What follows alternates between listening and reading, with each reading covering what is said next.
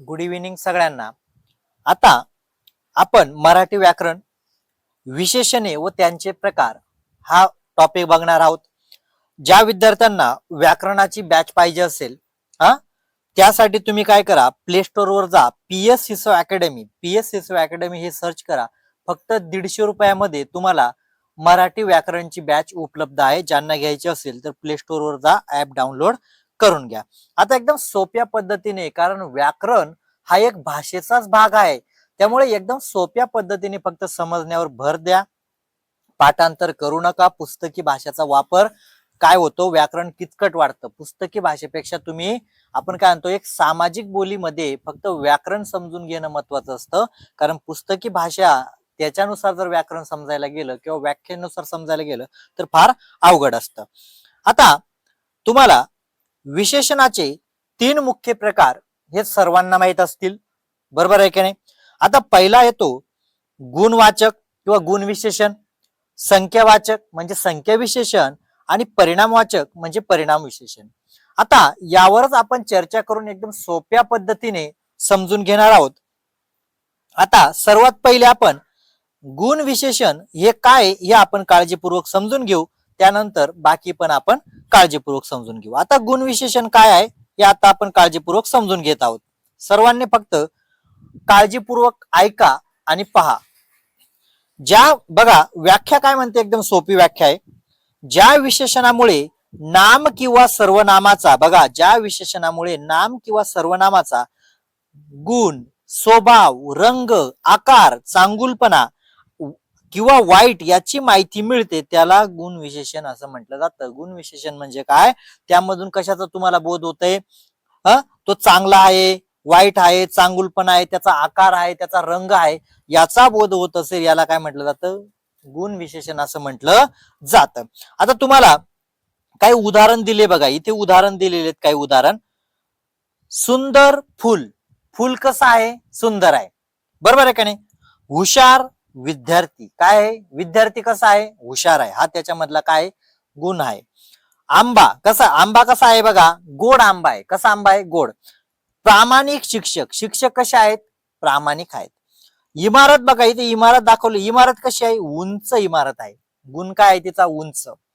नदी कशी आहे बघा, स्वच्छ नदी, काय स्वच्छ नदी. आता हे म्हणजे काय सांगतो, त्या वस्तूचा, त्या म्हणजे काय झालं, एक स्वभाव सांगतो, त्याचा गुण सांगतो, बरोबर आहे का नाही. हे आपल्याला कळतं. त्याच्यानंतर अजून काही तुम्हाला उदाहरण दिले बघा. राम हुशार आहे, बघा राम हुशार आहे, हुशार काय आहे, गुण विशेषण. गुलाब सुंदर आहे, गुलाब कसा आहे, सुंदर आहे, काय विशेषण मग, सुंदर. आंबा गोड आहे, आंबा काय आहे, गोड आहे. शिक्षक कसे आहे, प्रामाणिक आहेत, म्हणजे प्रामाणिक काय विशेषण आहे. ती इमारत उंच आहे, ती इमारत उंच आहे, उंच काय आहे, विशेषण आहे.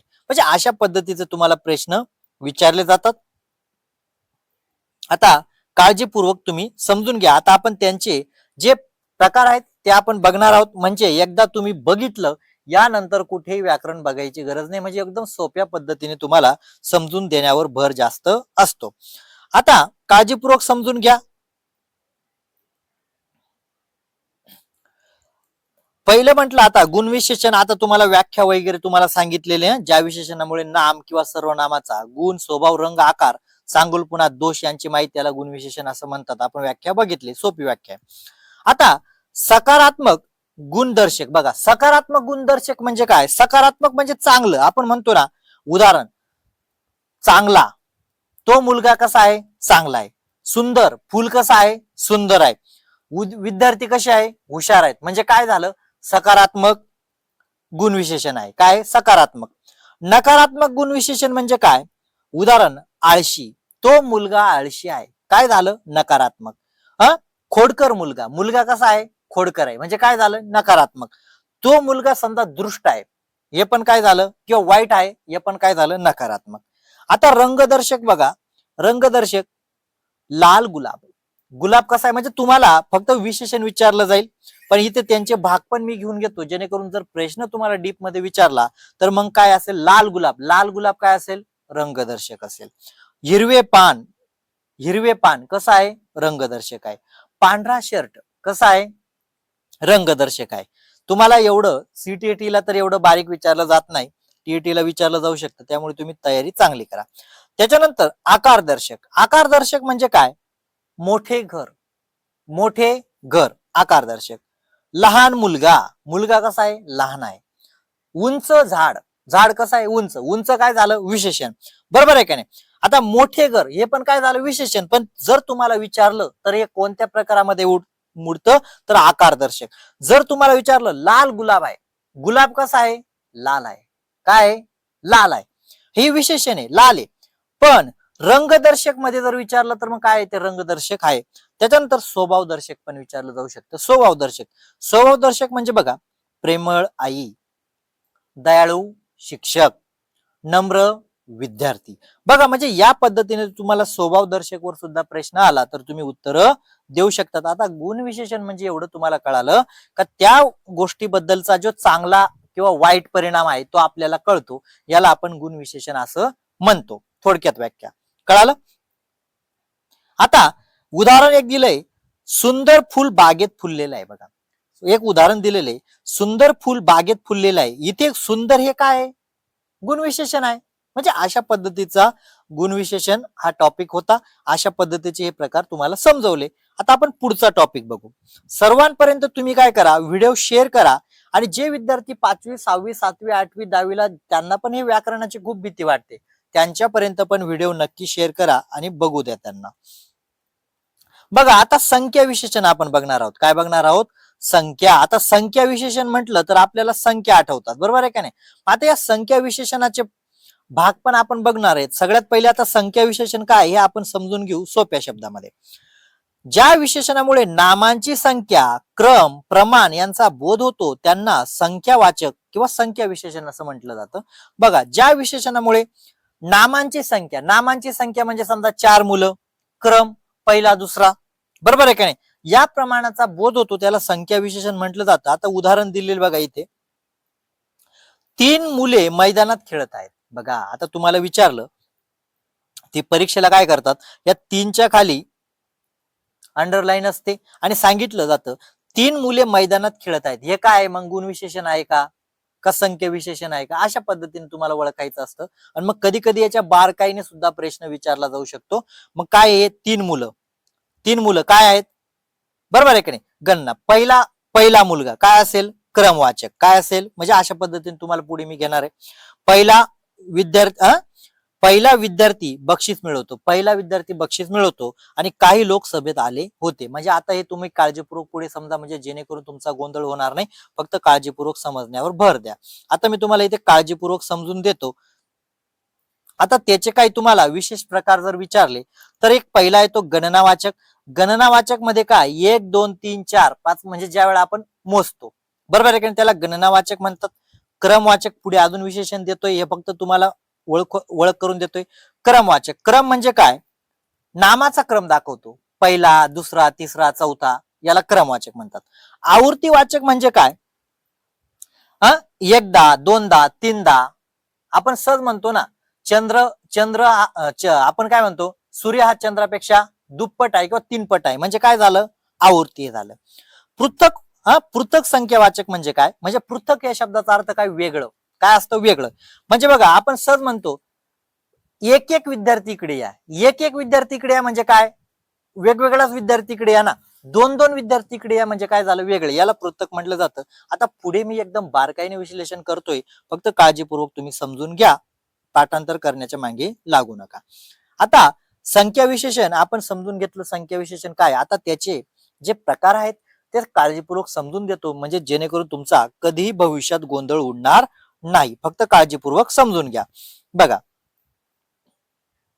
हे इथे घेतो म्हणजे जेणेकरून तुम्हाला समजेल. आता वरची व्याख्या काही तुम्हाला सांगायची गरज नाही, ऑलरेडी मी तुम्हाला सांगितलेली. आता पहिलं म्हटलंय गणनावाचक. आता गणनावाचक संख्या विशेषण उदाहरण 3 विद्यार्थी 5 पुस्तके 10 झाडे. म्हणजे तुम्हाला प्रश्न विचारला जाईल, 3 विद्यार्थी मैदानावर खेळत आहेत, काय? गणनावाचक. माझ्याकडे 5 पुस्तकं आहेत, काय आहेत? गणनावाचक. आमच्या अंगणात 10 झाडं लावलेली आहेत, काय विचारलं? 10 झाडं लावली, काय आहेत? गणनावाचक. कळालं आता गणनावाचक. दैनंदिन जीवनाशी व्याकरण म्हणजे काय? दैनंदिन जीवनाशी आपण जे बोलतो ना त्यालाच काय म्हणतं? योग्य मांडणी व्याकरण म्हणू आपण सोप्या भाषेत. गणनावाचक कळालं. ज्या ठिकाणी तुम्हाला 3, 4, 5, 6 असं क्रम म्हणजे सांगत असेल मी 15 झाडं लावलेली आहेत, काय झालं? गणनावाचक. त्याच्यानंतर क्रमवाचक बघा, क्रमवाचक काळजीपूर्वक समजून घेऊ. पहिला क्रमांक पहिला क्रमांक, दुसरी मुलगी, तिसरा खेळाडू. बघा म्हणजे आता ज्या ठिकाणी क्रम दाखवतो आपण सहज म्हणतो रवी हा 3ऱ्या मजल्यावर राहतो. प्रश्न तुम्हाला येऊ शकतो, रवी 3ऱ्या मजल्यावर राहतो. मग मला सांगा तिसरा काय आहे? तिसरा काय आहे? गणनावाचक आहे तर अजिबात नाही, का क्रम आहे. कारण कितव्या मजल्यावर राहतो तो? 3ऱ्या मजल्यावर राहतो. जयश्री 5व्या मजल्यावर राहते, सुवर्णा 7व्या मजल्यावर राहते. म्हणजे बघा 7वा, पहिला, 3रा. आपण म्हणतो मी 3रा खेळाडू आहे. आपण सहज म्हणतो मी 3रा खेळाडू आहे म्हणजे मी 3 नंबरला येईल. म्हणजे काय? तुमचा नंबर दाखवतो म्हणजे किती नंबरला येईल. याला क्रमवाचक म्हटलं जातं. म्हणजे ज्या ठिकाणी तुम्हाला क्रम कळतो.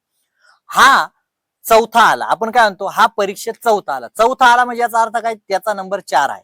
4था आला म्हणजे काय झालं? तुम्हाला क्रम कळाला. आता कळालं क्रमवाचक एकदम सोप्या पद्धतीने. आता आवर्तीवाचक, संख्यावाचक याच्यामध्ये प्रश्न जास्त विचारले जातात आणि विद्यार्थी इथेच गोंधळ घालतात. आवर्तीवाचक म्हणजे काय? दुप्पट, तिप्पट, चौपट. आता आपण म्हणतो ना मी 2दा परीक्षा दिली. मी कितीदा दिली? 2दा दिली. असं आपण सहज म्हणतो ना मी 5व्यांदा परीक्षा देतोय. मी स्वतः 5व्यांदा परीक्षा देतोय. कळालं? म्हणजे ज्या ठिकाणी दुप्पट, तीनपट, चौपट आपण सहज वाक्य असतं ना चंद्रापेक्षा सूर्य हा 3पट आहे, 4पट आहे. म्हणजे ज्या ठिकाणी आवृत्ती दाखवली जाते, आवृत्ती म्हणजे रिपीट केलं जातं. काय ठिकाणी दुप्पट आपण सहज म्हणतो ती माझ्यापेक्षा दुप्पट हुशार आहे किंवा ती माझ्यापेक्षा दुप्पट बलवान आहे, सहज म्हणतो. बरोबर आहे का नाही? तिला माझ्याकडून जी वस्तू घेतलेली होती तिच्यामध्ये दुप्पट नफा मिळाला. काय म्हणू आपण? दुप्पट नफा मिळाला किंवा तिप्पट नफा मिळाला. याला काय म्हटलं जाईल? आवर्तवाचक. सहज लहान मुलं म्हणतात ना तो माझ्यापेक्षा काही दुप्पट आहे, तो माझ्यापेक्षा दुप्पट आहे. म्हणजे काय? माझ्यापेक्षा 2 पटीने वाढवाय. याला म्हटलं जातं आवर्ती. कळालं? आता पृथक वाचक आणि आवर्तीमध्ये तुम्ही खूप विद्यार्थी गोंधळ करतात, हे तुम्ही काळजीपूर्वक लक्षात घ्या. आता आवर्तीमध्ये आपण काय बघितलं का? काय होते फक्त दुप्पट, 3पट म्हणजे काय? आवृत्ती डबल होते, रिपीट होते. बरोबर आहे का नाही?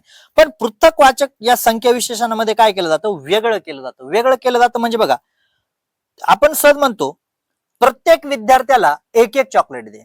प्रत्येक विद्यार्थ्याला 1-1 चॉकलेट दे. बरोबर आहे की नाही? म्हणजे काय? प्रत्येक विद्यार्थ्याला दररोजचा सराव कसा? दररोजचा म्हणजे एकत्र केला दररोज म्हणजे वेगळा केला नाही. प्रत्येकी एक पुस्तक. पुस्तकं वाटा, पण कसे वाटा? आता जून महिना चालू आहे, सहज म्हणतात शिक्षक प्रत्येकी विद्यार्थ्याला 1 पुस्तक वाटा. प्रत्येकी विद्यार्थ्याला 1 पुस्तक वाटा म्हणजे काय? पृथक वाचक. कळालं? म्हणजे आता आवर्ती आणि पृथक मध्ये गोंधळ करू नका. पृथक म्हणजे वेगळं, ज्या ठिकाणी तुम्हाला वेगळे. जर तुम्हाला म्हणलं 2 विद्यार्थी इकडे या, काय सांगितलं? 2 विद्यार्थी इकडे या म्हणजे काय केलं? पृथक केलं. 2 शिक्षक गावाला जातील. किती शिक्षक जातील? 2. म्हणजे काय झालं? पृथक संख्या विशेषण म्हणजे वेगळं केलं. काय केलं? वेगळं करणं. आता समूहवाचक संख्या विशेषण तर तुम्हाला एकदम सोपं आहे. समूह म्हणजे काय? 2 मित्र, ज्या ठिकाणी गट दाखवत असेल, 2 मित्र शाळेत गेले. 2 मित्र शाळेत गेले. आता बघा पृथक म्हणे याच्यामध्ये गोंधळ करू नका. 2 मित्र शाळेत गेले, पण 2 विद्यार्थी इकडे असं म्हटलंय का? 2 म्हणजे निवडून या, पण 2 बघा 2 मित्र शाळेत गेले. 3 विषय, आम्हाला 3 विषय आहेत म्हणजे काय? समूह आहे. आणि 4 विद्यार्थी, ज्या ठिकाणी समूह दाखवला जातो त्याला 4 म्हटलं जाईल. कळालं? म्हणजे सर्व विद्यार्थी इकडे या असं जर म्हटलं तर म्हणजे जेणेकरून समूह म्हणजे काय? गट दाखवला जातो आणि पृथक म्हणजे काय केलं जातं? वेगळं केलं जातं. एक विद्यार्थी इकडे या, 2 विद्यार्थी इकडे या. बरोबर आहे का नाही? म्हणजे अशा पद्धतीने हा होता संख्या विशेषण, तुम्हाला समजून दिलं. त्याच्यानंतर परिणामवाचक विशेषण व त्याचे प्रकार आपण बघणार आहोत. परिणामवाचक. आता परिणामवाचक विशेषण आणि त्याचे प्रकार काळजीपूर्वक समजून घ्या. परिणामवाचक ज्या विशेषणामुळे नामाचे प्रमाण मोजमाप, बघा ज्या विशेषणामुळे नामाचे प्रमाण मोजमाप, वजन, लांबी, उंची किंवा परिणाम समजते यांना परिणामवाचक विशेषण म्हणतात. उदाहरण, मला 2 किलो तांदूळ द्या. सहज म्हणतात ना आपण दुकान, मला 2 किलो तांदूळ द्या, म्हणजे किती पाहिजे? 2 किलो. काय झालं? परिणाम. शेतात 5 एकर जमीन आहे. बघा, शेतात 5 एकर जमीन आहे म्हणजे माझं जे शेत आहे ते 5 एकर आहे, म्हणजे काय झालं? परिणाम. या दोरीची लांबी 10 मीटर आहे. या दोरीची लांबी किती आहे? 10 मीटर आहे. काय? परिणामवाचक. आता याचे 2 भाग पडतात. हे 2 भाग तुम्हाला समजून देतो. एक असतं निश्चित आणि एक असतं अनिश्चित. काय? 2 भाग पडतात. एक असतं निश्चित परिणामवाचक आणि एक असतं अनिश्चित परिणामवाचक. आता अनिश्चित मध्ये तर आता कळालं असेल, पण जे लहान विद्यार्थी असेल त्यांना कळणार नाही. बरोबर आहे का नाही? कारण तुम्ही हा व्हिडिओ सर्वीकडे शेअर करणार. बघा, निश्चित परिणाम काय म्हणतो बघा, मला 3 लिटर दूध द्या असं आपण म्हणलो. मला 3 लिटर दूध दे. काय झालं? निश्चित झालं. किती पाहिजे? 3. पण जर तुम्ही म्हटले मला थोडे दूध दे, मला थोडे दूध दे, आता थोडे म्हणजे अनिश्चित आहे ना. तू किती सांगितलं का? तर अजिबात नाही. 10 किलो साखर दे. काय दे? 10 किलो. दुकानावर जाताना आपण काय म्हणतो? मला 10 किलो साखर द्या. मग दुकानदार काय 8 किलो देईल का? तर 10 किलो देईल. म्हणजे काय झालं? निश्चित द्यायचे. पण जर तुम्ही शेजाऱ्याकडे गेलं, आम्हाला थोडी साखर द्या. काय द्या? थोडी साखर द्या. पण किती द्या? मुद्दा कळाला? 5 मीटर कापड. काय म्हटलं? 5 मीटर कापड. आता इथे बघा, हे झालं निश्चित, म्हणजे ज्या ठिकाणी तुम्हाला जेवढं पाहिजे तेवढं तुम्ही सांगितलं जातं, याला निश्चित म्हटलं जातं. आणि अनिश्चित म्हणजे काय? जे प्रमाण किंवा मोजताना निश्चिती नसते. निश्चिती नसते म्हणजे काय? आपण म्हणतो थोडं पाणी दे, भरपूर धान्य. आता भरपूर म्हणजे किती? काही साखर, थोडी साखर, म्हणजे अशा पद्धतीचं असतं. आता निश्चित प्रमाण दर्शवणारे निश्चित प्रमाणवाचक विशेषण आणि अंदाजे प्रमाण दर्शवणारे, बघा अजून एक तुम्हाला एक हिंट दिलेले लक्षात ठेवण्यासाठी. निश्चित प्रमाण ज्या ठिकाणी दर्शवलं जातं त्याला निश्चित परिणामवाचक, आणि ज्या ठिकाणी अंदाज लावला जातो, अंदाज, मला थोडं दे, बरोबर आहे का, त्याला अनिश्चित परिणामवाचक असं म्हटलं जातं. आता काही तुम्हाला उदाहरण इथे देतो, म्हणजे जेणेकरून हा टॉपिक पण तुमचा एकदम चांगल्या पद्धतीने काय होऊन जाईल? क्लिअर होऊन जाईल. बघा, हा व्हिडिओ जास्तीत जास्त विद्यार्थ्यांना शेअर करा, व्हिडिओ लाईक करा आणि जास्तीत जास्त सबस्क्राईब म्हणजे आजूबाजूच्या मित्रांना पाठवा. परिणामवाचक विशेषण म्हणजे काय? बघा, आता आपण ते बघितलं. आता याचे फक्त जे निश्चित आणि अनिश्चित जे आहेत त्याची उदाहरणं बाकी होती, थोडी उदाहरणं तुम्हाला देऊन देतो. बघा, मला 2 किलो तांदूळ द्या. मला 2 किलो तांदूळ द्या. काय झालं? निश्चित. आईने 1 लिटर दूध आणले. आईने किती आणलं? 1 लिटर आणलं. त्याने 10 मीटर कापड विकत घेतले. किती? 10 मीटर. शेतातून 5 क्विंटल गहू मिळाला. शेतातून किती गहू मिळाला? 5 क्विंटल. काय? निश्चित आहे. किती मिळालं? सर्व काही तुम्हाला समजतंय. बघा, भांड्यात थोडे पाणी आहे. भांड्यात थोडे पाणी आहे. किती समजलं का? अंदाज आहे, थोडे आहे, अनिश्चित आहे. मला काही साखर द्या. सहज म्हणतात आपल्या शेजारी पाजारी चालतं ग्रामीण भागामध्ये, मला थोडी साखर द्या. थोडी द्या म्हणजे काय? अनिश्चित. शेतात भरपूर धान्य आले. भरपूर आले, पण किती आलं? Quintal, 2 quintal? अजिबात नाही. डब्यात बरेच तांदूळ आहेत. डब्यात काय आहेत? बरेच तांदूळ आहेत. बरेच आहेत, पण किती किलो आहेत? फक्त अंदाज लावलेला आहे. म्हणजे अशा पद्धतीने तुम्हाला निश्चित आणि अनिश्चित याच्यामधला सुद्धा फरक कळाला. बरोबर आहे का नाही? आता जर तुम्हाला प्रश्न आला, काही विद्यार्थी मैदानावर बसलेले होते, काही विद्यार्थी मैदानावर बसले होते, मग काय झालं? हे निश्चित का अनिश्चित? अनिश्चित आहे ना, काय येत माहित नाही किती येत. पण सांगितलं 20 विद्यार्थी मैदानावर बसले होते, निश्चित झालं. म्हणजे अशा पद्धतीचा एकदम सोपा टॉपिक होता. व्हिडिओ लाईक करा आणि आजूबाजूच्या मित्रांना नक्की शेअर करा.